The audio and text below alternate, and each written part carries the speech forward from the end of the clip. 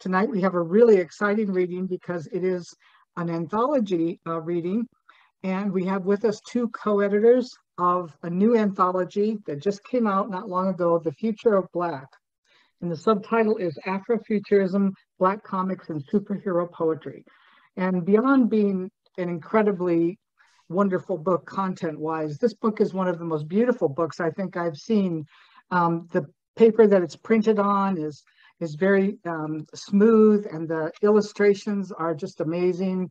And I shared one with my class today. That's the cover one. And I think that anybody who picks this up is just going to enjoy experiencing the book even before they start reading it. So our special guests tonight are Len Lawson and Gary Jackson. And I'm going to introduce them both, and then I'll have Len begin. Len Lawson is the author of Chime, which was published by Get Fresh Books in 2019. And he's the co-editor of The Future of Black, Afrofuturism, Black Comics, and Superhero Poetry, which was published by Blair Press in 2021. And the link is in the chat if you want to purchase a copy. He has earned fellowships from Tin House, the Palm Beach Poetry Festival, Callaloo, Vermont Studio Center, and Virginia Center for the Creative Arts, among others. His poetry appears in African American Review, Callaloo, Mississippi Review, Ninth Letter, First Daily, and elsewhere. Born and living in South Carolina, Len earned a PhD in English Literature and Criticism from Indiana University of Pennsylvania and is currently Assistant Professor of English at Newberry College. Len, thanks very much for being here. And I'll also introduce Gary Jackson, who was born and raised in Topeka, Kansas. He's the author of poetry collections Origin Story, which was published by the University of New Mexico Press in 2021, and Missing You, Metropolis, published by Grey Wolf Press in 2010, which received the 2009 Cave Canem Poetry Prize. He's also the co-editor of The Future of Black, Afrofuturism, Black Comics, and Superhero Poetry, again published by Blair Publishing in 2021. Gary's poems have appeared in numerous journals, including Callaloo, The Sun, Los Angeles Review of Books, and Copper Nickel. He's the recipient of Cave Canem and Breadloaf Fellowships. He's also been published in Shattered, the Asian American Comics Anthology, and was featured in the 2013 New American Poetry Series by the Poetry Society of America. He's an associate professor in English and creative writing at the College of Charleston, where he's currently the director of undergraduate creative writing, teaches in the MFA program, and serves as the associate poetry editor at Crazy Horse. So welcome, Gary, and thank you again for being here. So I'm going to turn it over to Len, and you can start us off, and welcome. Well, thank you for those introductions, and thank you for having Gary and I. As you said, the anthology came out towards the end of last year in November, so we're excited about it. Our third co-editor, Cynthia Manick, could not be with us this evening, but she is definitely an integral part of putting the anthology together. So we were working on this basically throughout the pandemic, early, I'd say, or 2019, I'd say, and into 2020, and then continuing on to 2021. So I guess we'll start just by talking about the process of putting this together, putting the work together and soliciting folks and that type of thing. And then we'll just read some things from the anthology. And then if we have time left, we can engage the audience if you wish. So the idea for this sort of came on the heels of the explosion, I'll say, of like Black comic characters and superheroes in like film and television. And so, and I believe with my conversation with Gary that we discussed as well, that we believe that that sort of explosion came out of a lot of the social injustice issues that have arisen in the last decade, starting, of course, with Trayvon Martin and a litany of other unarmed Black people, especially killed by police. So I think there's a rush and a surge in Afrofuturism and Black comics and Black superhero thought and culture and philosophy and cosplaying and all these other things, because it's a way to sort of rise above those things that we cannot control as Black people in African-American experience here in America, to be honest. So I think some of the poems that we have here sort of reflect that, but Gary, I will say, was on the cusp of a lot of these things like way before a lot of other people were. So I'm interested in picking Gary's brain a lot of the time, like about his first collection, as Judy mentioned, Missing You Metropolis, which was just a stellar work, using classic comic characters and putting them in places of everyday circumstances, and especially dealing with race. It's just, a brilliant idea. So Gary, welcome to the program. How did you come up with those sort of things? Or like, of course, at a young age, you probably like enjoyed comics and, superheroes and that type of thing, as I did as well. But I'm really interested in how you were able to merge that with your poetry practice, because I think that's no small move, in whatever profession you're in, to be able to like merge your passions together. So I think that's pretty cool.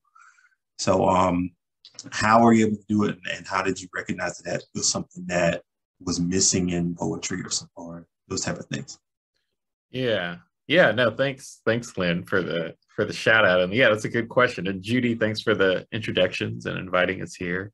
I hope everybody can hear me okay. But yeah, to kind of answer your question, Len, and to kind of give some context, right? So like my first book, Missing You Metropolis, deals largely with these two seemingly disparate kind of threads, if you read the book. And one I'm going to kind of spoil, but one is just growing up as like a young Black man in Kansas. I had a really, really, really close friend. We were basically brothers. We grew up together. We were born on the same day in the same year.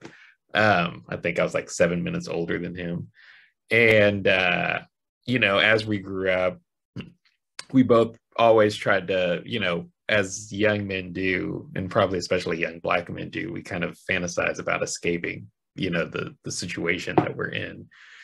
And if you know anything about Kansas, it's a pretty red state, more than pretty. But yeah, and my friend Stuart eventually committed suicide when he was like 22. And so that was one thing, and that's kind of the spoiler because the book kind of leads up to that. And we both read comic books, but I kind of used comic books more as an escape, just to escape into this other world. And then eventually, I went on to graduate school, and that kind of became my way of kind of escaping that situation. His version was more permanent, and in some ways more decisive. And in that sense, when I started writing poems about those times, which is when I was a graduate student, because the book Missing Metropolis, the manuscript for that was my thesis dissertation, very much revised. I'm not gonna pretend like it was like perfect when I was a grad student, but that idea was there. And when I was writing the poems, I was writing these poems about him and about just growing up, as a young Black man. And I'm not saying that they weren't interesting, but I was just trying to process this type of grief, which to me seems very traditional in the sense of like, that's what a lot of poets do, right? Where on the other hand, I was also writing these poems about comic books just because I thought they were kind of fun. And this kind of gets to your question, Len, where I was in a graduate workshop and I had wrote this poem about Spider-Man, and some student kind of made this kind of like offhand comment, and he didn't mean any harm by it, but he just said, Spider-Man's a cartoon character. I'm paraphrasing here, but he's like, Spider-Man's a cartoon character. This poem takes place in like this world. So I don't understand how you can have Spider-Man in your poem. Like that doesn't make sense to me, to this particular student. and I didn't take offense, but I was just kind of like, all right, well, that's interesting. That he wasn't able to reconcile that. And so it occurred to me that people still, this was back in like 2005, right? People still, even then, kind of saw comics as this very kind of juvenile, lowbrow kind of art form. And I kind of wanted to write poems that really kind of push that idea, or push against that idea, to say like, no, these comics, superhero comics specifically, I don't think I need to make an argument that like comics like Art Spiegelman's Mouse or Fun Home and comics like that aren't just for children. But I think superheroes especially kind of get this bad take where we think that the world that those characters exist in are largely perfect, or at least black and white. And the comics I read when I was growing up dealt with things like race, being othered, being outcast, discrimination, prejudice, gender norms. All these things were playing out in comics, and especially X-Men, which is kind of what I write a lot about. And, as I was writing more, it took me a while to kind of figure out that those two threads, my more autobiographical poems about my life, my friend, myself, and these poems about escapism in comics, both kind of pointed to the similar thing about how both of those worlds were kind of these reflections of the other. And so, I did thank you, Len, for the compliment about, me being kind of on the cusp, because it's strange to look back on, but like, I'm thankful I wrote that book when I did, because it would be difficult for me in a way to kind of write that book now. And some of that is kind of silly in the sense that, there's a poem in there about Iron Man, and this is before anybody thought of Robert Downey Jr. as Iron Man. So I don't think I could write poems about certain characters now that are so big in our kind of collective, consciousness, I guess, where these personas are kind of bigger than maybe I could possibly contain in the same way I could back then. So I'm still writing superhero poems, but that book, for what it's worth, kind of helped establish in some ways this kind of reputation then that I garnered for being this person who wrote pretty good about superheroes. So, I could choose to take that as I want, of course. I choose to take it as a compliment, but, I'd go around and people say, like, you're that superhero poet.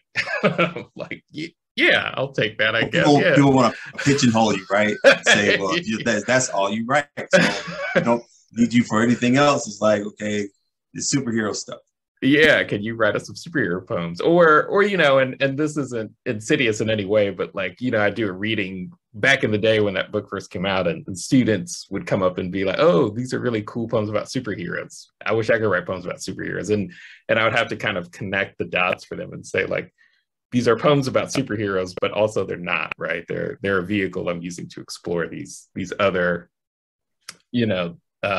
themes and like, emotional complexities and what it means to be human and all those things. And I think people instinctively do know that, but, if they see you out on the street, they're like, oh, you're the Spider-Man poet, or, whatever, which is totally fine by me. I'll take that.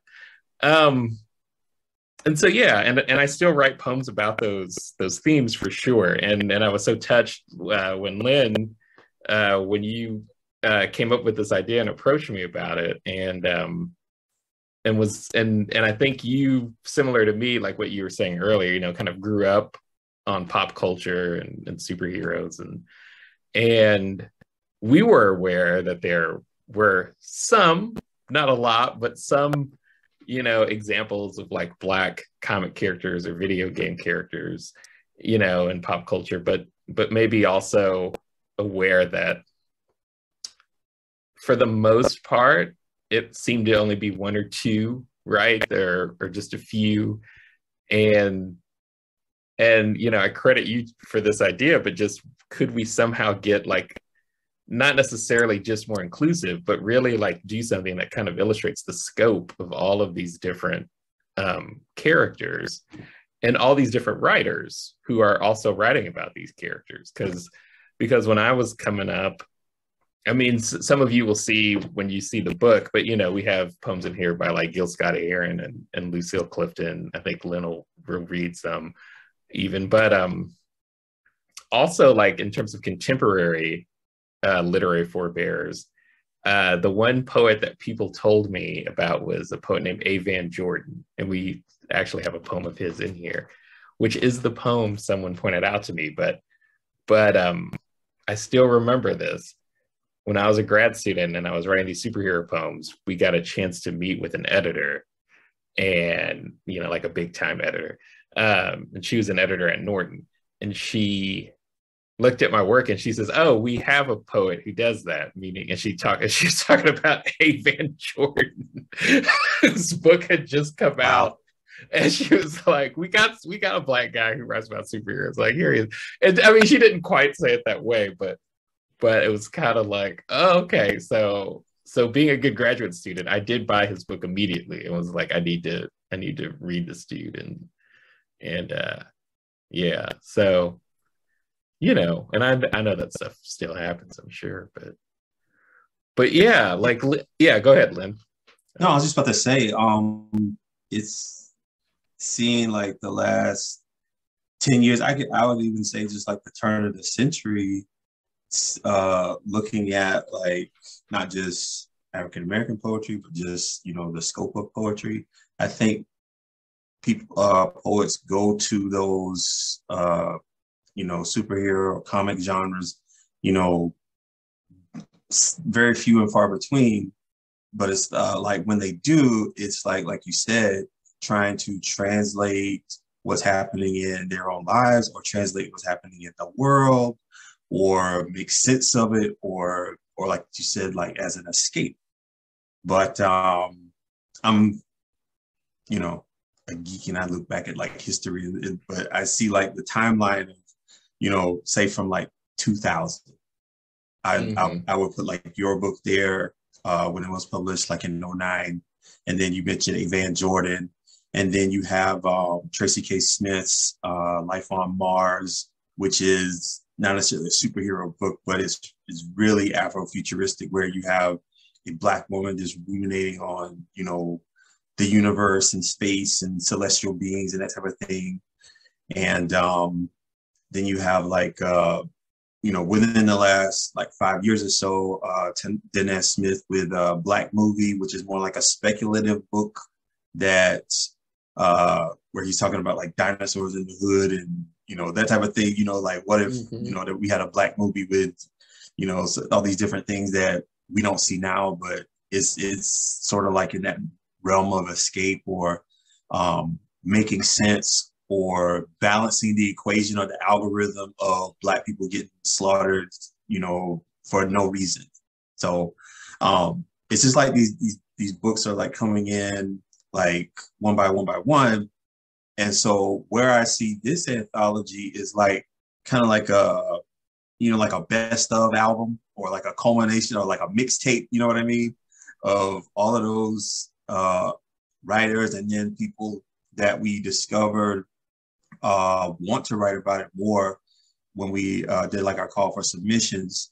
And you know, not just about superhero things, but, you know, speculative fiction type work, like I mentioned, like space, and just origin stories, which you also have a new collection entitled Origin Story, which is interesting as well, which you can talk about. But it's just interesting to see like the way that, you know, things have been pushing up to this point as far as poetry is concerned. And you can speak to any of that or none of that if you want. Yeah, I mean, totally. Just to echo what you already said, like I think one of the really big gifts that I think this book brings is it gives the reader such a huge kind of sampling or, you know, of all of these different writers and poets throughout the decades. And excuse me, I know when we first conceived of it, I think our initial, well, no, that's not true. You can correct me if I'm wrong, Liv, but like initially we had like a wish list, and those were like kind of our big poets that we would like to get. And then we follow that up with a call for submissions from new poets or new work. And that seemed to be really successful. And then I think we did another call for, you know, either soliciting work from poets we knew, or kind of last chance or last call for new poets. And I really think that created this book, and comic book artists, which I feel like we should talk about too. For sure. Yeah.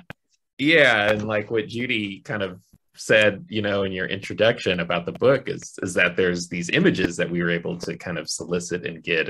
And I think that also kind of really makes this diverse book of like, and I mean diverse in terms of like aesthetics, right? And like craft and voice, and not just necessarily, you know, we're not like checking boxes, you know, that was never our intent with this collection. It was to show as wide of a range of like kind of Black speculative life and experiences as we possibly could, and trying our best to not make it seem like this idea of Blackness or Afrofuturism is some monolithic culture that only has one type of identity.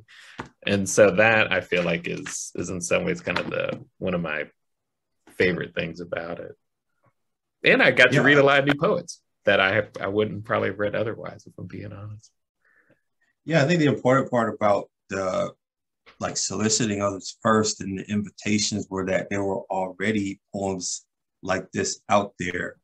And so we weren't just saying, okay, you know, let's just start the ball right here and say, this is the first. No, I mean, people have been writing like yourself and others that we've already mentioned. They've already been writing in this vein. So why not bring them into the conversation, as well as bringing these new voices in that may not have been like more mainstream as like a Tracy K. Smith or others. So yeah, we really try to, you know, spread the genre out as much as we could, as you said, because it's not just one thing. I think it's a good time to probably like read a few things. Yeah. From the book. So each of us has poems in the book, but we also have some introductions. And I was just going to read my introduction, which is short, so I won't kill everybody softly with this. But this is kind of like, I wanted to kind of set the tone for what we would be getting into with the book. And the book is like 250 pages, so it's not something that you can just sit and read in one evening. You know, and hopefully it's something you'll want to return to, but you can't help but to return to, because, you know, once you get one poem that talks about, you know, Superman, then you have to just think about that for a little while before you can go on and move to another poem about just, you know, escape from this world or something like that. So this is my intro. Afrofuturism at its core is invading spaces that purport Blackness as inferior. At its nucleus, the Black imagination has always been futuristic because it yearns for its roots in Africa, the place that birthed it, where communion with the supernatural originated in tribal culture. I had a vision to track that pilgrimage with Afrofuturism and poetry back to those places I left behind as a kid in front of the TV, in the classroom, at the library, or just trying to embody whiteness when I never should have. The result is the future of Black, an explosion of poetry gathered over decades that speak to an Afrofuture that has existed since enslaved people believed their own could fly away from plantations to escape the whiteness I craved. This is a moment in time that I am proud to say I chased and did not allow it to vanish. In many ways, I am still that kid preparing a bowl of cereal after dawn on Saturdays, sitting akimbo in front of that RCA4 model, trying to see in these poems where I can find myself in my own future. The future of Black includes my poetry heroes, my comics and movie superheroes, and heroes in waiting who are emerging poets and artists. Blackness is so strong in this work. Honestly, Blackness has always been strong. Assembled with my fellow editors, I am proud that we can offer this Black power device into the palms of others who, like me, may mistake whiteness for the sun despite the radiance of an Afro future. So just to touch on a little of those things, kind of similar to what Gary was saying about, like, you know, growing up with these things. It was easy to see superheroes as like something to aspire to, and not only that, but the whiteness in those superheroes, because there wasn't like a broad spectrum as there is today of Black superheroes, LGBTQ superheroes, women superheroes, etc. So it was very much a monolith of what a superhero could be. So that was like, the thing to aspire to. So with this book, and I guess going back again to things that have happened to Black people over the last decade, I started to like burst out of that mindset that, the superhero genre is just, one dimensional. So that kind of was the impetus for all of that. So I'm going to read maybe a couple more poems, and then I'll let Gary also read either some of his work or work from others in the anthology. So much to choose from. This is always like a hard thing to do, but you kind of almost have to like put your finger on something and then read it. But I'm going to read these one of these Lucille Clifton poems, which, if you think about Lucille Clifton as a poet, you wouldn't necessarily think that she wrote about superhero work, but that is not the case. She has a suite of poems about Superman that we open up the anthology with. So this is called If I Should. Enter the house and speak with my own voice at last about its awful furniture, pulling apart the covering over the dusty bodies, the randy father, the husband holding ice in his hand like a blessing, the mother bleeding into herself, and the small imploding girl. I say, if I should walk into that web, who will come flying after me, leaping tall buildings? You? So it kind of goes into that idea, not only as, and I think Cynthia, our fellow editor, has mentioned this before, that not only do you not see like diverse superheroes, but you don't see diverse civilians in a lot of like comics,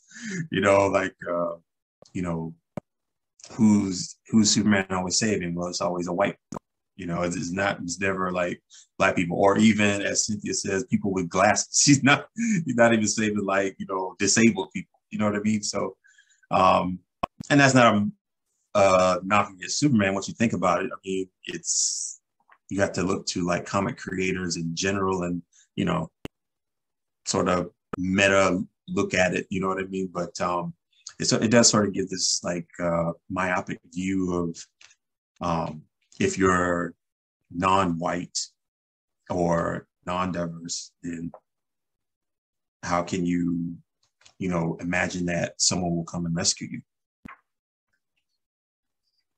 So the next one I'm going to read is the poem we have here from Nikki Giovanni, which is, in my opinion, an iconic poem that kind of really signifies what Afrofuturism is to me, or what an Afrofuture might be. And so this is called Ego Trippin'. This is actually written in a children's collection of poetry, which is interesting. But this is Ego Tripping. There may be a reason why. I was born in the Congo. I walked to the Fertile Crescent and built the Sphinx. I designed a pyramid so tough that a star that only glows every 100 years falls into the center, giving divine perfect light. I am bad. I sat on the throne drinking nectar with Allah. I got hot and sent an ice age to Europe to cool my thirst. My oldest daughter is Nefertiti. The tears from my birth pains created the Nile. I am a beautiful woman. I gazed on the forest and burned out the Sahara Desert with a packet of goat's meat and a change of clothes. I crossed it in 2 hours. I am a gazelle, so swift you can't catch me. For a birthday present when he was 3, I gave my son Hannibal an elephant. He gave me Rome for Mother's Day. My strength flows ever on. My son Noah built a new ark, and I stood proudly at the helm as we sailed on a soft summer day. I turned myself into myself and was Jesus. Men intone my loving name. All praises, all praises. I am the one who would save. I sow diamonds in my backyard. My bowels deliver uranium. The filings from my fingernails are semi-precious jewels.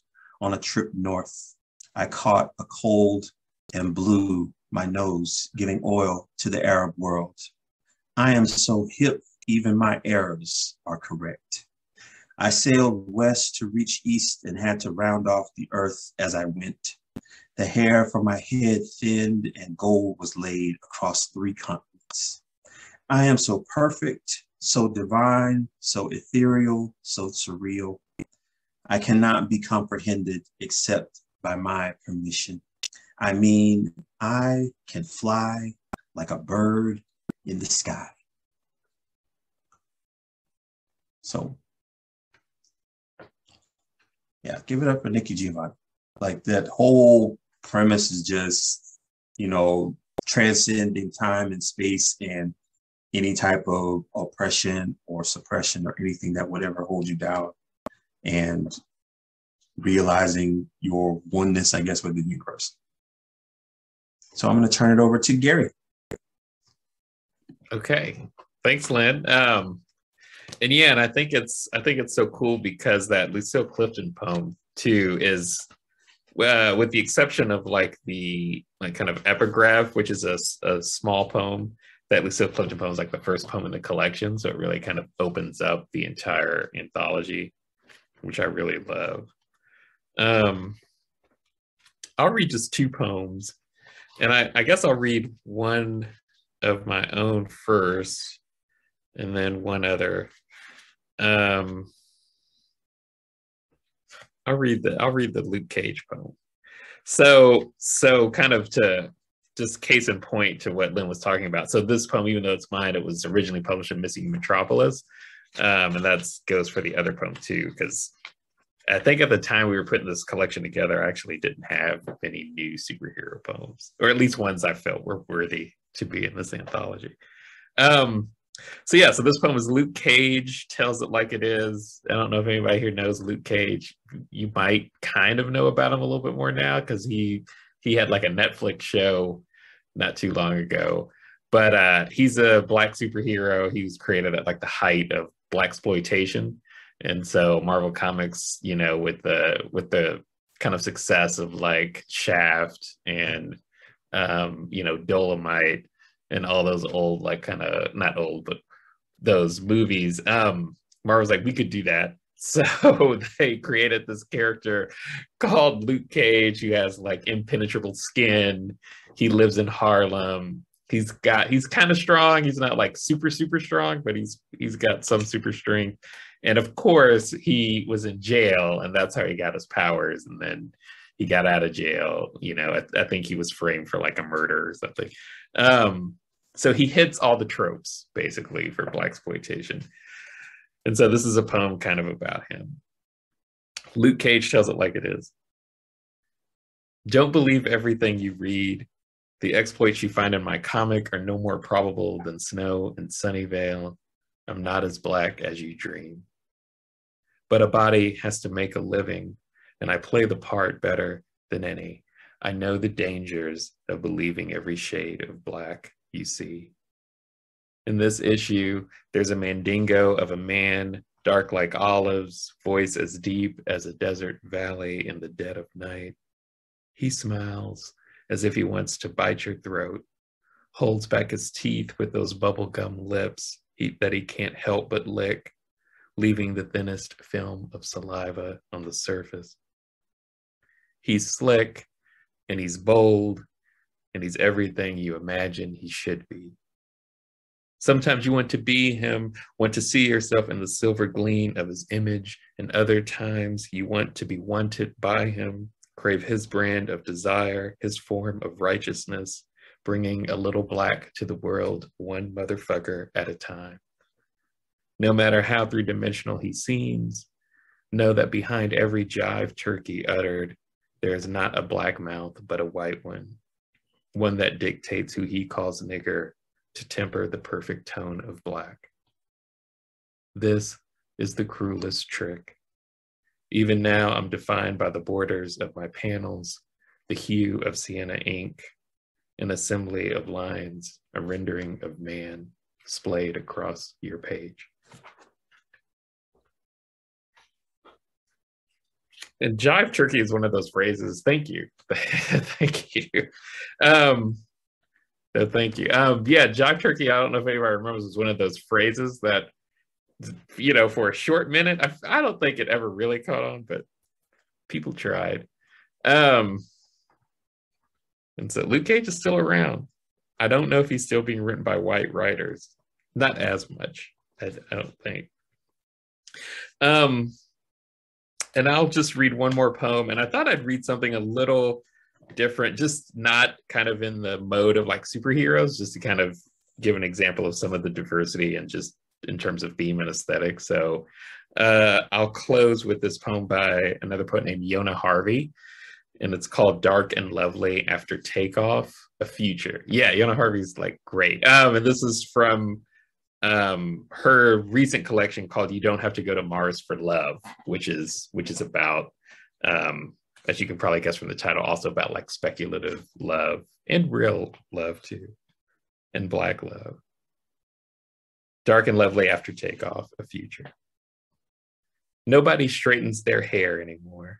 Space trips and limited air supplies will get you conscious quick.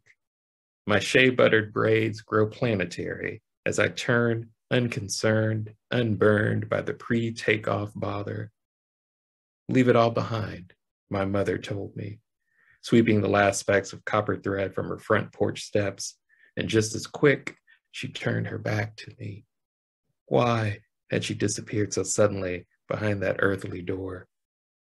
Our people have made progress, but perhaps, she said once, not enough to guarantee safe voyage to the great beyond where Jesus walked, rose and ascended in the biblical tales that survived, above sprocket-punctured skylines and desert-dusted runways jeweled with wrenches and sheet metal scraps. She'd no doubt exhale with relief to know ancient practice and belief died hard among the privileged too. Hundreds of missions passed and failed, but here I was strapped in my seat, anticipating what exactly? Curved in prayer, a remembrance of a hurt so deep I couldn't speak. Had that been me slammed to the ground, cuffed, bulleted with pain as I danced with pain I couldn't shake loose, even as the cops aimed pistols at me. My body and mind both disconnected and connected and unable to freeze, though they shouted, freeze, like actors did on bad television. They'd watched and thought they'd recognize me, generic or bland, without my mother weeping like Mary, Ruby, Idella, Geneva, or Esther, stunned with a grief our own countrymen refused to see, to acknowledge or cease initiating, instigating, and even mocking in the social networks, ignorant phrase bent and twisted like our DNA denied, but thriving and evident nonetheless. You better believe the last things I saw when far off lifted were Africa, Africa, Africa, Africa, Africa, Africa, Africa, Africa. And though it pained me to say it sooner, the unmistakable absence of the Great Barrier Reef. That's it. Thanks. Shout out to Una Harvey. Go read her book too. You Can't Go to Mars for Love. It's a great collection.